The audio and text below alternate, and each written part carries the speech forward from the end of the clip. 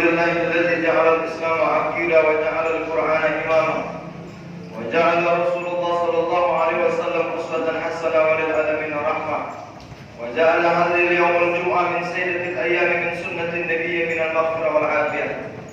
اللهم صل صلاة كاملة وسلم سلاما تاما على النبي تمحل بها العقد وتنفرج بها الكرب وتقضى به الحوائج وتنال الرغائب وحسن الخواتم ويستشفى الغمام بوجهه الكريم وعلى آله وصحبه وسلم تسليما كثيرا ثم أما بعد. أيها الحاضرون أوصيكم وإياي بتقوى الله في السر والعلن واسمعوا ما قاله في كتابه العزيز. أعوذ بالله من الشيطان الرجيم. بسم الله الرحمن الرحيم. يا أيها الذين آمنوا اتقوا الله حق تقاته ولا تموتن إلا وأنتم مسلمون. وفي آية أخرى قال الله تعالى وتزودوا فإن خير الزاد التقوى. وقال النبي محمد صلى الله عليه وسلم فإنه من يعيش منكم فسيرى اختلافا كثيرا وعليكم بسنتي وسنة الخلفاء الراشدين المهديين. Sidangnya Masyarakat Jumat yang dirahmati oleh Allah Subhanahu wa taala. Segala puji selalu kita haturkan kepada Sang Khalik yang menciptakan segala makhluk, sehingga pada satu kesempatan Jumat kali ini Allah masih memberikan kesempatan nikmat Islam dan ihsan kepada kita, sehingga kita masih menunaikan kewajiban sebagai seorang muslim untuk sama-sama menunaikan sholat Jumat berjamaah. Bukankah seruan ini selalu dikumandangkan dalam Al-Quran? Ya ayyuhalladzina amanu idza nudiya lis-salati min yaumil jumu'ah fas'au ila dzikrillah wa dzikrull bait dzalikum khairul lakum in kuntum la ta'lamun. Wahai orang-orang yang beriman, ketika terdengar di telingamu panggilan azan Jumat, maka tinggalkanlah jual belimu, tinggalkanlah perdaganganmu, tinggalkanlah interaksi muamalah sosialmu, tinggalkanlah cocok tanam dan pertanianmu. Segeralah kau datang kepada panggilan Jumat itu yang jauh lebih baik kata Allah, tapi banyak orang-orang yang tidak mengetahuinya. Salawat barangkaikan salam semoga seluruh tercurahkan kepada junjungan kita Nabi Agung Nabi besar Muhammad sallallahu alaihi wasallam selama 1452 tahun yang lalu. Namanya tetap terkenang, namanya tetap terbayang, namanya tetap menjadi suri tauladan bagi umat semesta alam. Di tengah arus kehidupan modern dan perubahan zaman seperti sekarang ini, telah terjadi banyak perubahan tata nilai dalam kehidupan umat manusia, termasuk perubahan pandangan terhadap dunia dakwah. Hal ini terbukti dengan terdengarnya suara sumbang yang dilontarkan kepada pihak-pihak para dai, khususnya apabila seorang juru dakwah berbicara tentang suatu kebenaran.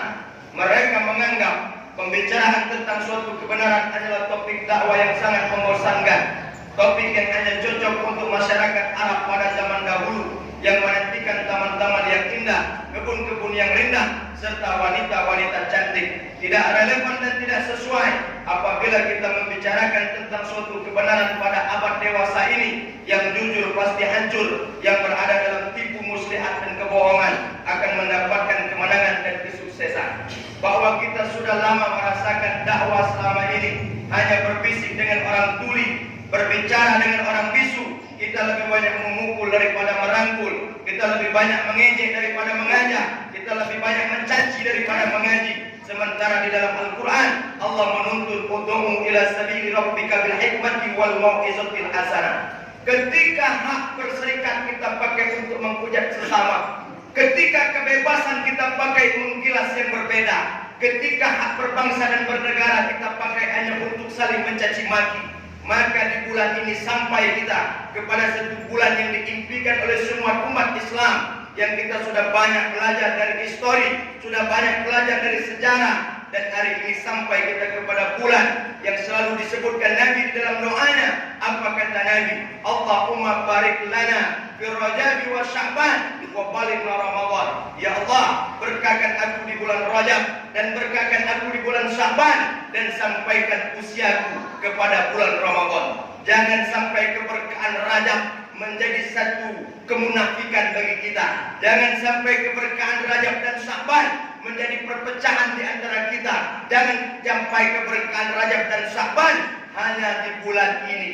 Tepat nanti di bulan April, 17 April, di mana peta politik hangat di telinga kita, di mana peta demokrasi membuat kita berbeda, di mana peta partai membuat kita menghujat sesama, di mana ketika peta berserikat kita pakai untuk menghujat sesama. Maka dalam mimbar Jumat kali ini, di dalam awal bulan Rajab, yang nanti kita akan berjumpa kepada demokrasi negara kesatuan Republik Indonesia, yang akan kita sampaikan kepada pemilihan presiden, DPR, DPD, yang semua itu adalah dalam konsep Islam yang disebut dengan asiasa. Umat Islam 85% menguasai negara Republik Indonesia.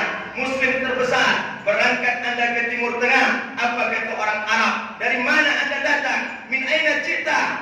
Maka kita menjawab, jitu min Indonesia, kami datang dari Indonesia.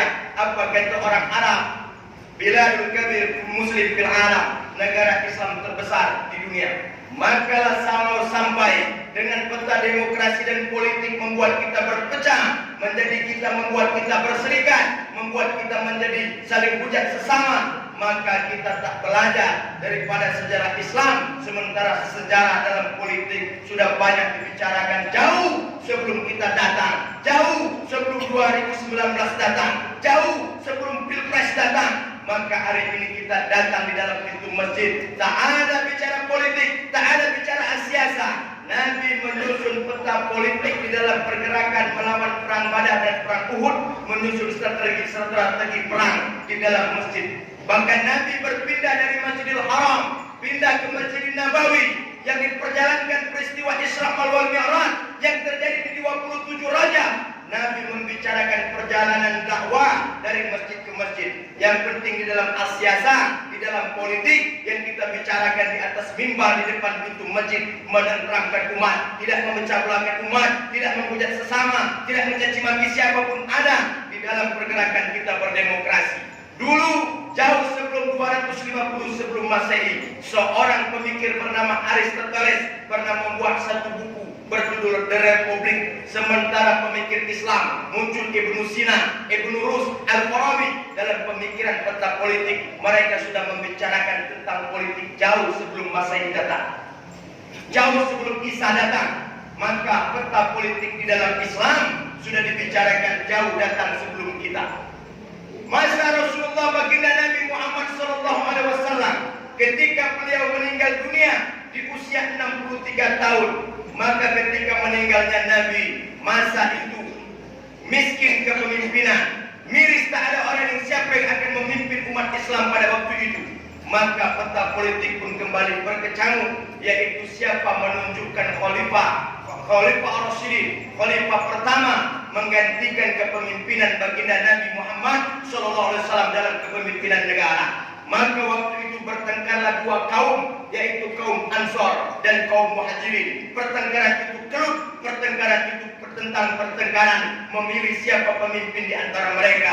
Ansor mengajukan pemimpin harus dari bangsa Ansor, karena Nabi pindah ke satu negeri bernama Yasrib yang kita kenal sekarang Madinah. Yang menyambut Nabi adalah orang-orang Ansor.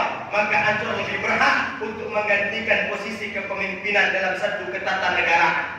Tetapi Muhajirin pun berkata, tidak, yang menjadi pemimpin dari golongan Muhajirin. Sampai pada akhirnya peta politik itu membuat satu nilai yang berkecamuk. Tetapi Islam dewasa dalam menghadapi peta politik, yang pada akhirnya sepakat dan mufakat. Pilihan itu jatuhlah kepada seorang khalifah bernama Abu Bakar As-Siddiq. Bahkan ketika dia naik tahta sebagai pemimpin, apa yang dikatakan Abu Bakar, maka hari ini bukan kebahagiaan, bukan pesta pora, bukan kesenangan yang kudapatkan, tetapi hari ini adalah kepemimpinan yang begitu berat. Setiap pemimpin akan diminta pertanggungan jawab. Maka betul kata orang Belanda, leader is leader. Pemimpin adalah jalan untuk membuat kita menderita. Tetapi seorang pemimpin, ketika dia berhasil dalam memimpin apa yang dia pimpin, maka dia akan mendapatkan pahala yang besar. Tapi ketika pemimpin mereka zalim dengan mereka yang pimpin, ittaqu zulma fa inna zulma zulumat yaumil qiyamah, takutlah kau akan kezaliman. Sesungguhnya orang-orang yang zalim akan dituntut pertanggungjawaban kepada orang-orang yang mereka zalimi. Ketika kita zalim dengan orang satu negeri Indonesia, maka di hari kiamat satu negeri ini akan menuntut kita. Kalaulah kita zalim dengan orang satu kecamatan, maka satu kecamatan orang menuntut kita. Kalaulah kita zalim dengan orang satu kabupaten, maka satu kabupaten menuntut kita. Kalaulah kita zalim dengan orang satu kelurahan menuntut kita. Maka betul dalam Al-Quran, Allahumul kaman tasha wa ti'uz man tasha. Sesungguhnya Allah pemilik kerajaan, Allah mampu memberikan kerajaan bagi orang yang tak punya kerajaan. Allah mampu memberikan kekuasaan bagi orang yang tak punya kekuasaan. Tetapi Allah bisa mencabut kekuasaan bagi orang yang masih punya kuasa. Maka hari ini belum sempat kau jadi anggota DPR, jangan frustasi. Ada masanya kau jadi anggota dewan. Mungkin saat ini belum sempat kau menjadi camat, ada masanya kau akan menjadi camat. Mungkin hari ini belum sempat kau menjadi gubernur, mungkin ada masanya kau menjadi gubernur. Tapi hari ini yang sudah memegang jabatan itu, maka takutlah akan apa yang kau pimpin. Sesungguhnya setiap pemimpin akan dimintakan pertanggungan jawab. Kemudian bersilah peta politik setelah meninggal baginda Nabi. Apakah peta politik Asyasa berhenti ketika Abu Bakar terpilih menjadi pemimpin? Ternyata tidak. Sejarah Islam lebih dewasa lagi mencatat kedamaian dalam peta politik hanya bertahan dalam masa 3 dekade, 3 periode. Setelah Khalifah Abu Bakar meninggal, kepemimpinan tak berkecamuk peta politik digantikan oleh seorang Umar bin Khattab. Ketika Umar bin Khattab meninggal, kepemimpinan lain takhta seorang khalifah ketiga bernama Sayyidina Utsman bin Affan. Ketika Sayyidina Utsman meninggal, maka naiklah takhta sebagai khalifah keempat yang kita kenal dengan Sayyidina Ali radhiyallahu wajah. Ketika masa Ali, muncul lagi peta politik yang membuat keributan kudeta dari bentuk kepemimpinan yang dipimpin oleh Sayyidina Ali, yang di saat itu dalam sejarah kita paham di mana kelompok Muawiyah bin Abu Sufyan melakukan peperangan kepada Sayyidina Ali, yang pada akhirnya dalam peperangan itu ada orang yang menjadi pengikut Ali, ada yang keluar dari Ali. Dari mana itu muncul sejarah? Ketika kelompok Muawiyah terpojok di satu sudut, mereka mengangkat bendera putih. Di dalam peperangan, ketika bendera putih terangkat, maka itu adalah bendera menyerah, tak boleh lagi diserang. Ali adalah orang yang taat kepada aturan, tetapi dia tidak melihat ada tipu muslihat dan kebohongan dalam pengangkatan bendera. Apa kata kau Ali? Ya Ali, ya Khalifah, jangan kau hiraukan bendera putih. Itu hanyalah sebatas siasat mereka. Mereka akan menyerang kita kembali. Tapi Ali tetap berpegang kepada prinsip dan ketaatannya. Dia tak membaca kebusukan peta politik yang dibawa oleh Muawiyah bin Abu Sufyan, yang pada akhirnya ketika Sayyidina Ali mundur bersama pasukan, Muawiyah kembali menyerang. Meninggallah Sayyidina Ali di tangan Muawiyah dan kelompoknya, yang pada akhirnya terpecahlah kaum Ali dari 3 kelompok. Ada yang kita sebut dengan Syiah, Khawarij, dan Mu'tazilah. Terus itu muncul terus kepemimpinan dan peta politik sampai di abad ke-18, di abad ke-19 muncullah satu khilafah Islam terbesar di dunia yang kita kenal dengan khilafah Islam terbesar, yaitu kerajaan Islam Turki Utsmani. Yang kerajaan itu menyebar hampir di bumi Nusantara. Kerajaan Islam yang sampai ke bumi kita, kerajaan Islam yang sampai di negeri kita, kerajaan Islam yang sampai di negeri Melayu. Semuanya mereka menginduk kepada suatu pusat yang kita kenal dengan khilafah Islam Turki Utsmani, kerajaan Islam terbesar di dunia, yang pada akhirnya peta politik kembali menghujat tentara Islam, peta politik kembali menghancurkan Islam. Pada waktu itu runtuhlah negara Islam terbesar pada tahun 1822 setelah munculnya negara nasional sekuler Republik Turki, yang pada hari ini Turki tak lagi menjadi kerajaan khilafah Islam, sekarang menjadi negara Republik Turki, yang pada hari ini Turki kembali bangkit dengan dipimpin seorang presiden 11 tahun mendekam di bawah tanah yang kita kenal dengan Presiden Erdogan, yang pada akhirnya Islam kembali bangkit. Bahkan kepemimpinan yang mesti kita pahami, Islam sudah begitu dewasa dalam menghadapi peta politik, Islam sudah begitu dewasa dalam menghadapi perang demokrasi, Islam sudah begitu dewasa dalam menghadapi perang-perangan dalam memilih kepemimpinan. Maka hari ini jangan kau abaikan sejarah Islam, bahwa hari ini kita baru hanya sekedar melantik memilih pemimpin presiden negara Republik Indonesia, baru hanya memilih DPR RI, baru hanya memilih DPD. Jangan sampai histori sejarah yang sudah dewasa membuat kita menjadi kembali seperti kekanak-kanakan. Tidak ada nilai kedewasaan, yang pada akhirnya terlalu banyak pertengkaran-pertengkaran yang menghujat sesama, yang menghina sesama, yang menghinakan fisik orang, yang menghujat orang lain. sementara kita diajarkan dalam agama bahwa siapapun atiullahu wa ulil amri minkum, atiullahu wa atiur rasul wa ulil amri minkum, taatilah Allah, taati Rasul, dan taati pemimpin di antara kalian. Selagi mereka tak mengajakku menyimpang dari hukum syariat, selagi mereka tak mengajakku menyimpang dan merobek sakralitas Al-Quran, selagi pemimpin itu tak menzolimkan orang-orang yang kita sebut dengan keyakinan dan prinsip Islam, maka Islam taat terhadap pemimpin tersebut. Di dalam kepemimpinan juga diaturkan di dalam ulama, majmu' fatawa, dan dikutip dalam buku pergerakan Risalah Ta'lim yang dikutip oleh Said Hasan Al-Banna dalam pergerakan Ikhwanul Muslimin. Apa kata Hasan Al-Banna? La barakatil mujtama'iyyati illa man kirahati ala man kiadatihi. Tidakkah kau dapat kemuliaan orang yang tinggal di satu negeri, orang yang tinggal di satu kabupaten, orang yang tinggal di satu provinsi, orang yang tinggal di satu kelurahan, kalaulah mujtama mereka tak menghargai pemimpin di antara mereka. Selagi mereka tak mengajak kita menyimpang syariat, selagi mereka tak merobek sakralitas Al-Quran, selagi mereka tak merobek prinsip agama, maka wajib kau mentaatkan pemimpin tersebut apapun yang terjadi. Maka dalam bentuk nilai demokrasi yang dewasa ini, jangan kita pakai kebebasan untuk menghujat sesama, jangan kita pakai berserikat untuk menggilas yang berbeda.